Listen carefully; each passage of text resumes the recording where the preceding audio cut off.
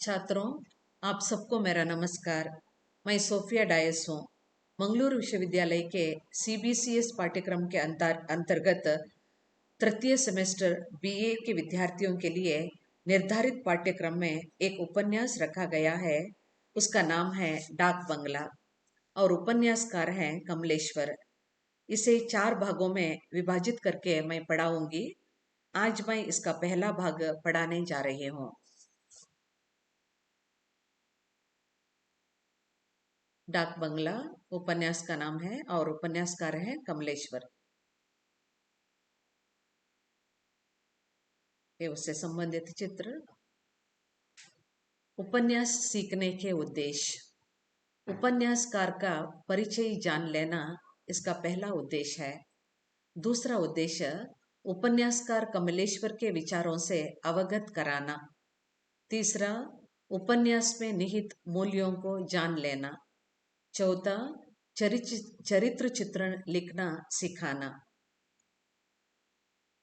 उपन्यास सीखने के परिणाम। उपन्यासकार कमलेश्वर का परिचय हम जान सकेंगे। उपन्यासकार कमलेश्वर के विचारों को समझ लेंगे। तीसरा, उपन्यास में निहित मूल्यों को जान सकेंगे। चौथा, चरित्र चित्रण लिखना सीख लेंगे। कमलेश्वर की तस्वीर। उपन्यासकार कमलेश्वर का परिचय। उनका जन्म 6 जनवरी 1932 को हुआ। जन्म स्थान मैनपुरी, उत्तर प्रदेश में।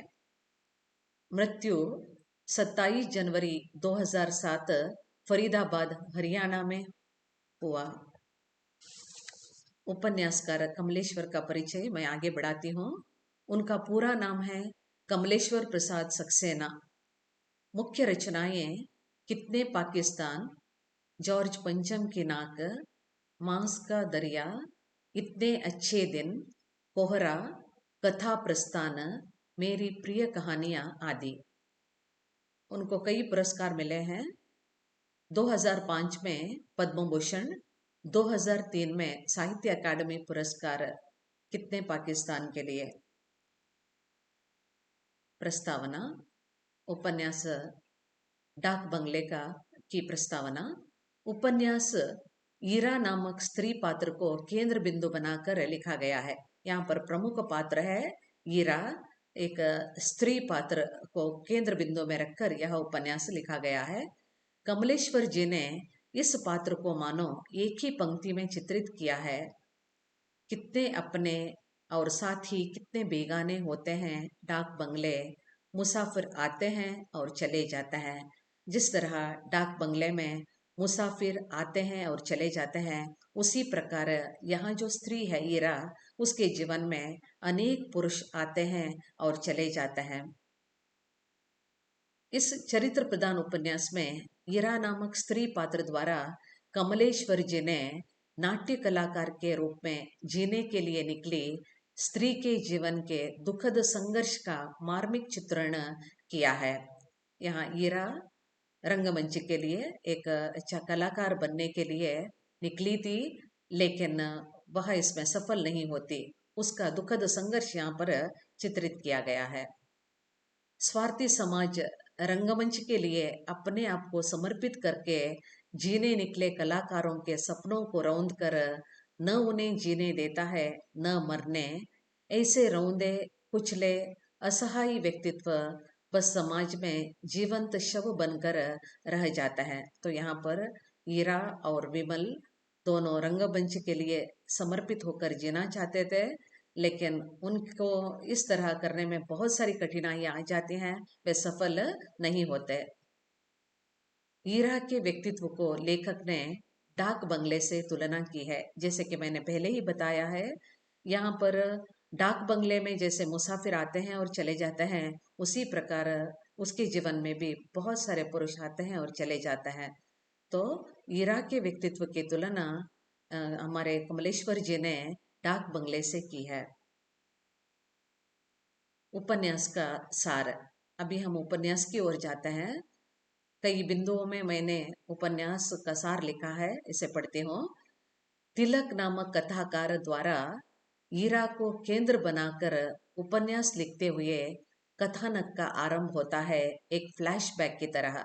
यहाँ पर एक पात्र है तिलक, तो उस तिलक से ईरा अपने जीवन की कहानी बताती है। तो फ्लैशबैक की तरह यहाँ पर यह कहानी है।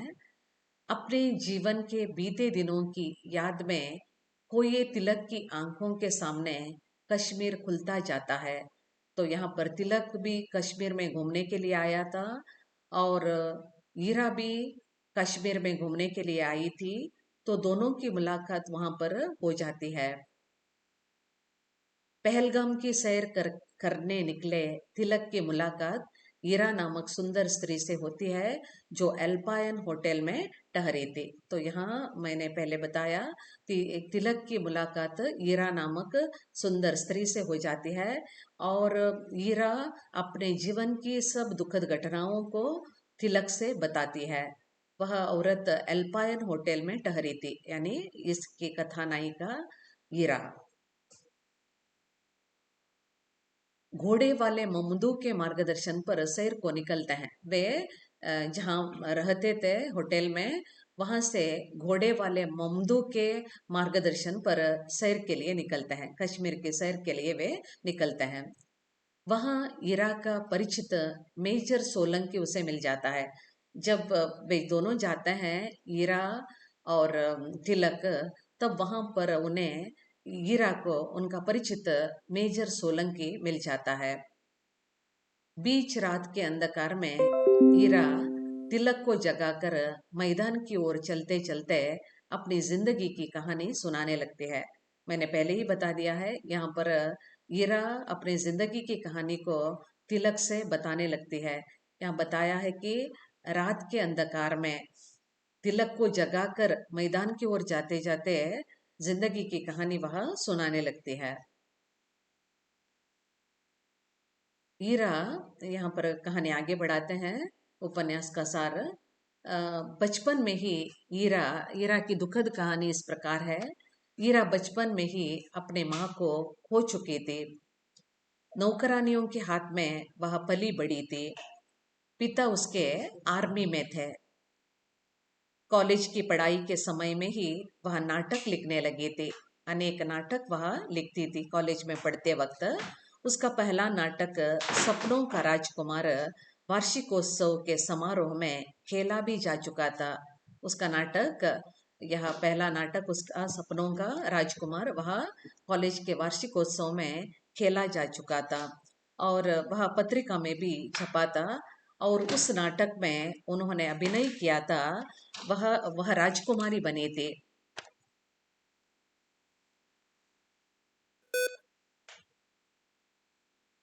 यूनिवर्सिटी में पढ़ते समय हीरा नाटकों में अभिनय भी करने लगे थे। इन्हीं उन्हीं दिनों में शिमला में एक नाटक समारोह हुआ था। शहर में अनेक क्लब थे, पर निमंत्रण तो सिर्फ एक क्लब को ही मिला था। वहां पर बहुत सारे क्लब्स थे, लेकिन सिर्फ एक क्लब को ही निमंत्रण मिला था। उस क्लब के साथ ईरा भी शिमला गई थी और वे डाक बंगले के पास वाले एक कॉटेज में ठहरे थे। डाक बंगले के पास के कॉटेज में वह उनका टीम रहा था। तब यूनिवर्सिटी में साथ पढ़ने वाला विमल नामक लड़का, जो उस क्लब का मेंबर था, वह हीरा को मिला। वह भी उस क्लब का मेंबर था। वहां पर उससे उसका परिचय हुआ। हीरा उसे कुछ चाहती भी थी, वह उसे अच्छा भी लगता था। वे दोनों कभी कभी जंगल में होते हुए पैदल शिमला जाया करते थे। विमल का एक मित्र था, वह वहीं बिशप कॉटन स्कूल के पास रहता था। वे दोनों बहुत बार उसके यहाँ गए थे। एक दिन जंगल के रास्ते में जाते समय विमल ने हीरा को छुआ। हीरा का रोम रोम सिहर गया था। ऐसा सिहरन उसने फिर कभी महसूस नहीं किया था। पहली बार पुरुष का स्पर्श हुआ था। विमल ने उसे छुआ था तो एक प्रकार की सिहरन से हुई थी और इस प्रकार के सिहरन उसे बाद में कभी नहीं हुई। आर्ट स्कूल के पास ईरा और विमल रुक गए थे। ईरा विमल के सहारे उसके दोस्त के यहाँ जा रही थी। तब विमल ने ईरा को विश्वास दिया था, ईरा, हम तुम दोनों रंगमंच के लिए समर्पित हैं। हम जीवन भर इसी में लगे रहेंगे। यह बात तो छोटी थी, लेकिन विश्वास बड़ा था। ईरा के डैडी उसके विश्वास को नहीं समझ गए। वे कभी भी यह सब पसंद नहीं कर पाए। उनके अनुसार नाटकों में भाग लेना और नंगे होकर नाचने गाने में कोई फर्क नहीं था। यानी वे, उसके डैडी, उसके पिता ईरा के यह नहीं चाहते थे कि ईरा नाटक में अभिनय करें। लेकिन ईरा अपने विश्वास को लेकर चलना चाहती है। इसी बीच ईरा के डैडी को ट्रांसफर हो जाता है और ईरा हॉस्टल में रहने लगे थे। जब भी मौका मिलता था तो विमल के पास चली जाती थी। वहां पर नाटक की भी वह बात करती थी और विमल बैठकर सेट का डिजाइन बनाता। लेकिन वे दिन बहुत ही मुश्किल के थे। दिन बहुत मुश्किल से कटते थे। सब कुछ आसान नहीं था, बल्कि बहुत ही मुश्किल था। ईरा की पढ़ाई का वह आखिरी साल था। परीक्षा लिखकर ईरा सीधे अपने डैडी के पास, अपने पिताजी के पास गई। वहां ईरा और उनके डैडी की लड़ाई हो गई। आगे दिल्ली में होने वाले ड्रामा कंपटीशन में जाने को उसके पिताजी ने उसे रोका। वह जाना चाहती थी, लेकिन उसके पिताजी ने उसे जाने नहीं दिया। लेकिन ईरा विमल को बता चुकी थी कि हफ्ते भर बाद वह रिहर्सल के लिए लौट आएगी। विमल के पास वह रिहर्सल के लिए लौट आएगी। लेकिन ईरा के डैडी उसे भेजना नहीं चाहते थे। ईरा के डैडी उसे वहां पर भेजना नहीं चाहते थे। कोई उपाय न होने के कारण ईरा अपने पिताजी के मर्जी के खिलाफ नाटक की तैयारी के लिए विमल के पास लौट आई। और कोई दूसरा उपाय उसके पास नहीं था। पिताजी जाने देना नहीं चाहते थे। वे दिल्ली में होने वाले ड्रामा कंपटीशन में उसे, ईरा को शामिल होने देना नहीं चाहते थे। उसके पास कोई उपाय नहीं था, कोई दूसरा चारा नहीं था। इसलिए वह अपने पिताजी के मर्जी के खिलाफ विमल के पास लौट आती है। तो यहाँ पर यह पहला भाग मैं समाप्त करती हूँ। इस नाटक का संदर्भ ग्रंथ है डाक बंगला, और इसे कमलेश्वर ने लिखा है। आपको मैंने पहले भी बताया है। बहुविकल्पी प्रश्न। इस उपन्यास के बहुविकल्पी प्रश्न कई मैं बताना चाहती हूँ। पहला प्रश्न है, डाक बंगला उपन्यास के उपन्यासकार कौन है? यहाँ पर 4 उत्तर हैं। ममता कालिया, यशपाल, जयशंकर प्रसाद और कमलेश्वर। इसका उत्तर है डी, कमलेश्वर। दूसरा प्रश्न है, डाक बंगला उपन्यास किसे केंद्र में रखकर लिखा गया है? शीला, तिलक, ईरा या बत्रा? मैंने यह उपन्यास पढ़ाते वक्त आपको बता दिया है कि यह स्त्री पात्र ईरा को केंद्र में रखकर लिखा गया है। तो सी उत्तर ईरा है। तीसरा प्रश्न, पहलगाम में ईरा को कौन परिचित मिल जाता है? पहला उत्तर मेजर सोलंकी, बी विमल, सी बत्रा, डी चंद्रमोहन। उसे परिचित मेजर सोलंकी मिलता है। उत्तर है ये। यूनिवर्सिटी में पढ़ते समय कहाँ नाटक समारोह में शामिल हुई थी? कश्मीर, शिमला, दिल्ली या डामन? तो आप जानते हैं इसका उत्तर है बी, शिमला। शिमला में उसका परिचय किससे हुआ? विमल, सोलंकी, बत्रा या तिलक? शिमला में जब नाटक के लिए वे गए थे तब उसका परिचय विमल से हुआ। तो उत्तर है ये। तो यहाँ पर यह पहला भाग समाप्त हो जाता है। हम यहाँ पर समाप्त करेंगे आज का पाठ। अगले क्लास में फिर मिलेंगे। तब तक के लिए नमस्कार।